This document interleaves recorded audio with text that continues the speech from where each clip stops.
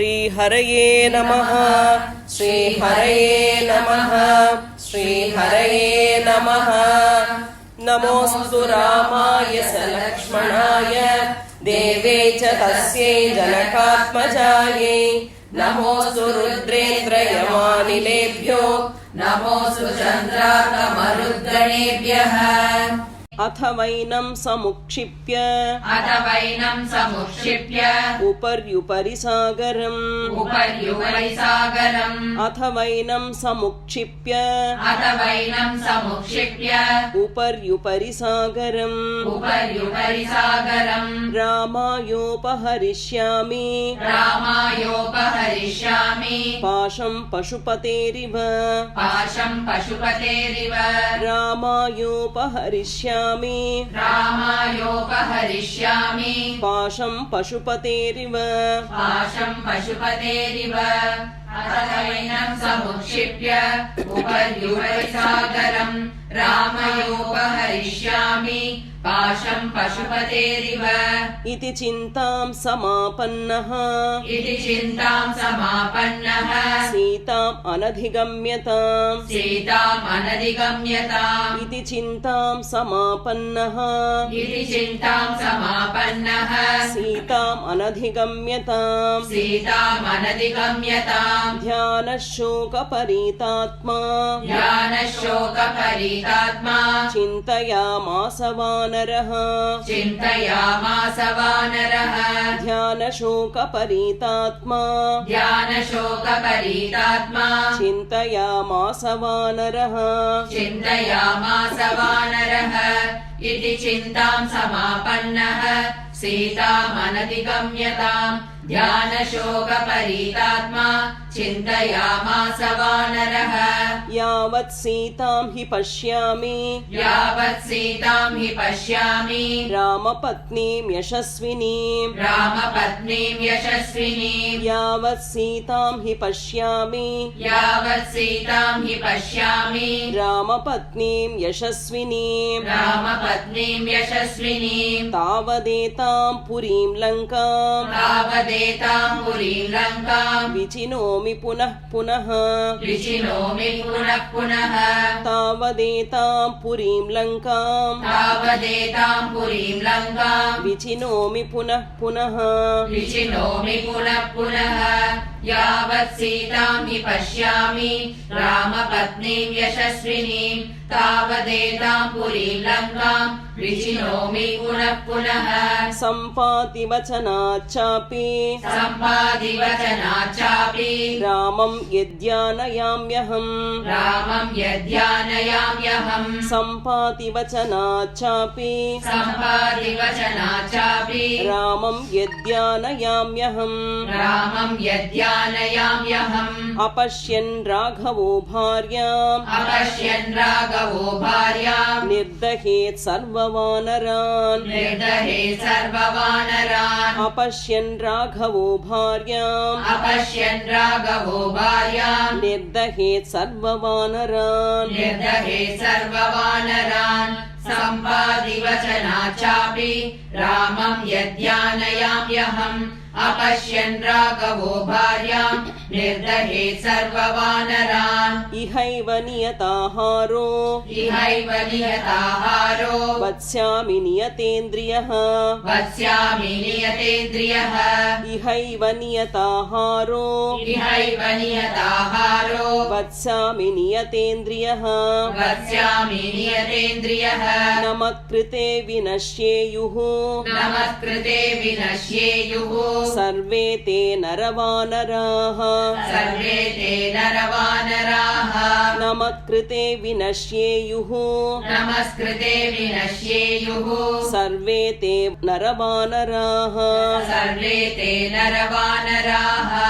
इहैव नियताहारो वत्स्यामि नियतेन्द्रियः न मत्कृते विनश्येयुः सर्वे ते नरवानराः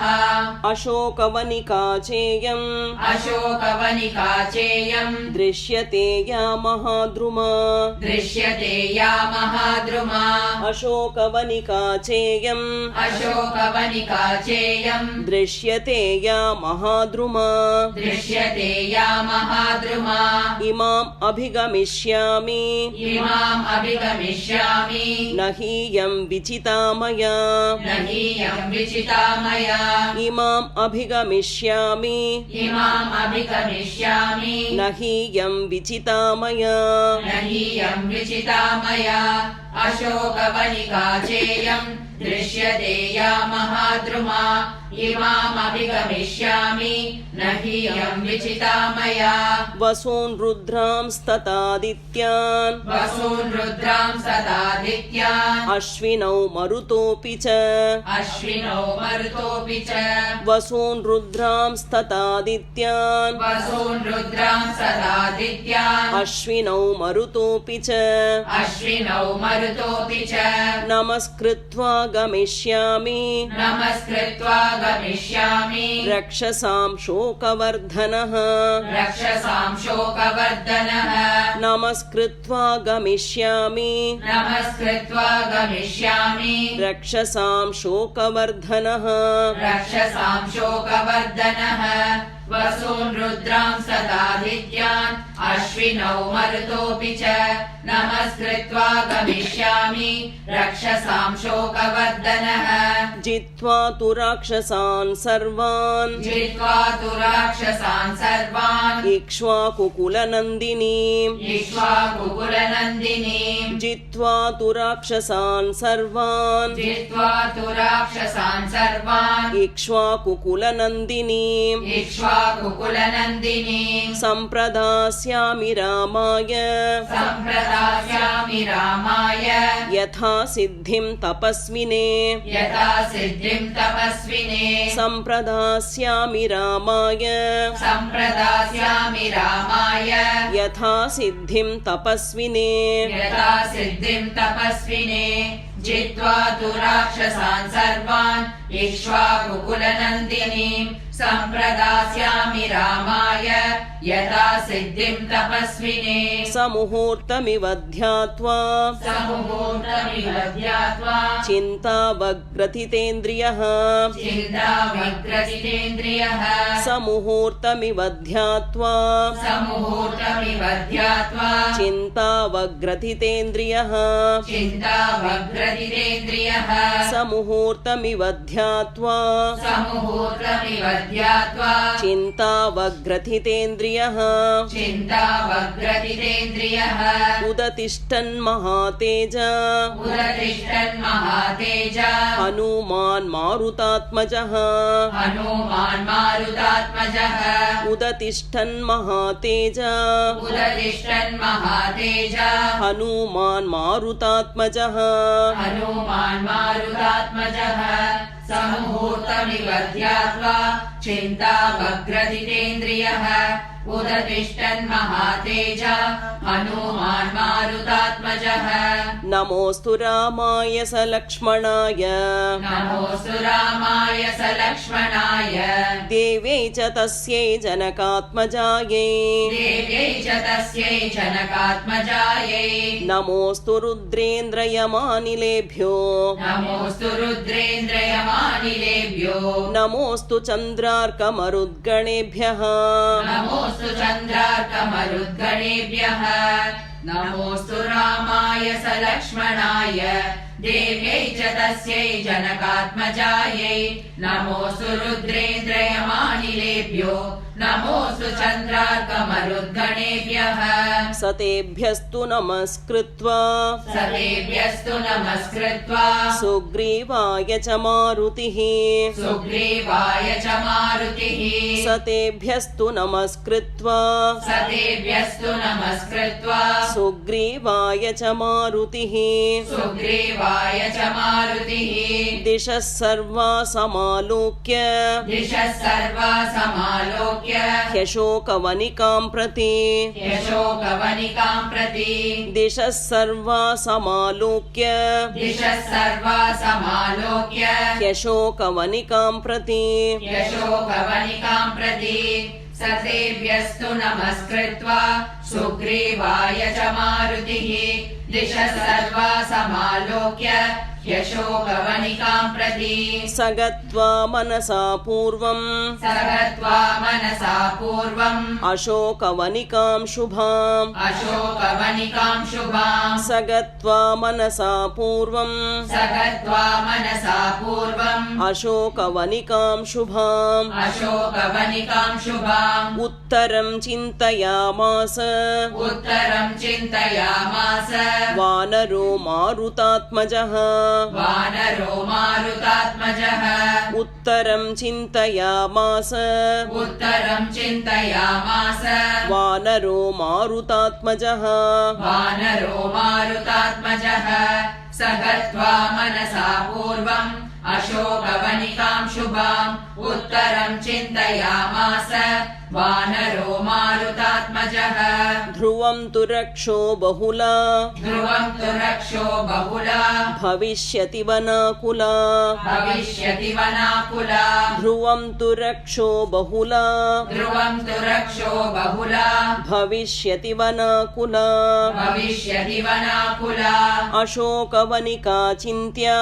अशोकवनिका चिन्त्या सर्वसंस्कार संस्कृता सर्वसंस्कार संस्कृता अशोकवनिका चिन्त्या अशोकवनिका चिन्त्या सर्वसंस्कार संस्कृता सर्वसंस्कार संस्कृता ध्रुवं तु रक्षो बहुला भविष्यति वनाकुला अशोकवनिका चिन्त्या सर्वसंस्कार संस्कृता रक्षिणश्चात्र विहिता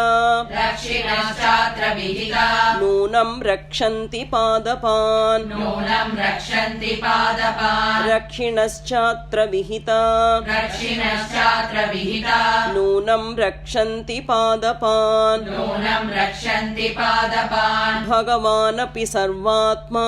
भगवानपि सर्वात्मा नातिक्षोभं प्रवाति वै नातिक्षोभं प्रवाति वै भगवानपि सर्वात्मा भगवानपि सर्वात्मा नातिक्षोभं प्रवाति वै नातिक्षोभं प्रवाति वै रक्षिणश्चात्र विहिता नूनं रक्षन्ति पादपान् भगवानपि सर्वात्मा नातिक्षोभं प्रवाति वै संक्षिप्तोऽयं मयात्मा च संक्षिप्तोऽयं मयात्मा च रामार्थे रावणस्य च रामार्थे रावणस्य च संक्षिप्तोऽयं मयात्मा च संक्षिप्तोऽयं मयात्मा च रामार्थे रावणस्य च रामार्थे रावणस्य च सिद्धिं वे संविधास्यन्ति सिद्धिं मे संविधास्यन्ति देवासश्चिद्गणास्त्विह देवासर्षिगणास्त्विह सिद्धिं मे संविधास्यन्ति सिद्धिं मे संविधास्यन्ति देवासर्षिगणास्त्विह देवासर्षिगणास्त्विह संक्षिप्तोऽयं मयात्मा च रामार्थे रावणस्य च सिद्धिं मे संविधास्यन्ति देवासर्षिगणास्मिह ब्रह्मा स्वयंभूर्भगवान् ब्रह्मा स्वयंभूर्भगवान् देवाश्चैव दिशन्तु मे देवाश्चैव दिशन्तु मे ब्रह्मा स्वयंभूर्भगवान् ब्रह्मा स्वयंभूर्भगवान् देवाश्चैव दिशन्तु मे देवाश्चैव दिशन्तु मे सिद्धिमग्निश्च वायुश्च सिद्धिमग्निश्च वायुश्च पुरुहूतश्च वज्रभृत् पुरुहूतश्च वज्रभृत् सिद्धिमग्निश्च वायुश्च सिद्धिमग्निश्च वायुश्च पुरुहूतश्च वज्रभृत् पुरुहूतश्च वज्रभृत् ब्रह्मा स्वयंभूर्भगवान् देवाश्चैव दिशन्तु मे सिद्धिमग्निश्च वायुश्च पुरुहूतश्च वज्रभृत् वरुणः पाशहस्तश्च वरुणः पाशहस्तश्च सोमादित्यौ तथैव च सोमादित्यौ तथैव च वरुणः पाशहस्तश्च वरुणः पाशहस्तश्च सोमादित्यौ तथैव च सोमादित्यौ तथैव च अश्विनौ च महात्मानौ अश्विनौ च महात्मानौ मरुतः सर्व एव च मरुतः सर्व एव च अश्विनौ च महात्मानौ अश्विनौ च महात्मानौ मरुतः सर्व एव च मरुतः सर्व एव च वरुणः पाशहस्तश्च सोमादित्यौ तथैव च अश्विनौ च महात्मानौ मरुतः सर्व एव च सिद्धिं सर्वाणि भूतानि सिद्धिं सर्वाणि भूतानि भूतानां चैव यः प्रभुः भूतानां चैव यः प्रभुः सिद्धिं सर्वाणि भूतानि सिद्धिं सर्वाणि भूतानि भूतानां चैव यः प्रभुः भूतानां चैव यः प्रभुः दास्यन्ति मम ये चान्ये दास्यन्ति मम ये चान्ये यदृष्टाः पतिगोचराः यदृष्टापदिगोचराः दास्यन्ति मम ये चान्ये दास्यन्ति मम ये चान्ये यदृष्टाः पतिगोचराः यदृष्टापदिगोचराः सिद्धिं सर्वाणि भूतानि भूतानां चैव यः प्रभुः दास्यन्ति मम ये चान्ये यदृष्टापदिगोचराः तदुन्नसं पाण्डरदन्तमव्रणम् तदुन्नसं पाण्डरदन्तमव्रणम् शुचिस्मितं पद्मपलाशलोचनम् शुचिस्मितं पद्मपलाशलोचनम् तदुन्नसं पाण्डरदन्तमव्रणम् तदुन्नसं पाण्डरदन्तमव्रणम् शुचिस्मितं पद्मपलाशलोचनम् शुचिस्मितं पद्मपलाशलोचनम् द्रक्ष्ये तदार्यावदनं कदान्यवम् द्रक्ष्ये तदार्यावदनं कदान्वहम् द्रक्ष्ये तदार्यावदनं कदान्वहम् द्रक्ष्ये तदार्यावदनं कदान्वहम् प्रसन्नताराधिपतुल्यदर्शनम् प्रसन्नताराधिपतुल्यदर्शनम् द्रक्ष्ये तदार्यावदनं कदान्वहम् द्रक्ष्ये तदार्यावदनं कदान्वहम् प्रसन्नताराधिपतुल्यदर्शनम् प्रसन्नताराधिपतुल्यदर्शनम् तदुन्नसं पाण्डरदन्तमव्रणम् शुचिस्मितं पद्मपलाशलोचनम् द्रक्ष्ये तदार्यावदनं कदान्वहम् प्रसन्नताराधिपतुल्यदर्शनम् क्षुद्रेण पापेन नृशंसकर्मणा क्षुद्रेण पापेन नृशंसकर्मणा क्षुद्रेण पापेन नृशंसकर्मणा क्षुद्रेण पापेन नृशंसकर्मणा सुदारुणालङ्कृतवेषधारिणा सुदारुणालङ्कृतवेषधारिणा सुदारुणालङ्कृतवेषधारिणा सुदारुणालङ्कृतवेषधारिणा बलाभिभूता ह्यबला तपस्विनी बलाभिभूता ह्यबला तपस्विनी बलाभिभूता ह्यबला तपस्विनी बलाभिभूता ह्यबला तपस्विनी कथं नु मे दृष्टिपथेद्य सा भवेत् कथं नु मे दृष्टिपथेद्य सा भवेत् कथं नु मे दृष्टिपथेद्य सा भवेत् कथं नु मे दृष्टिपथेद्य सा भवेत् क्षुद्रेण पापेन नृशंसकर्मणा सुदारुणालङ्कृतवेषधारिणा बलाभिभूता ह्यबला तपस्विनी कथं नु मे दृष्टिपथेद्य सा भवेत् इत्यार्षे श्रीमद् रामायणे वाल्मीकीये आदिकाव्ये चतुर्विंशतिसहस्रिकायां संहितायां सुन्दरकाण्डे हनुमन्निर्वेदो नाम त्रयोदशः सर्गः श्रीहरये नमः श्रीहरये नमः श्रीहरये नमः।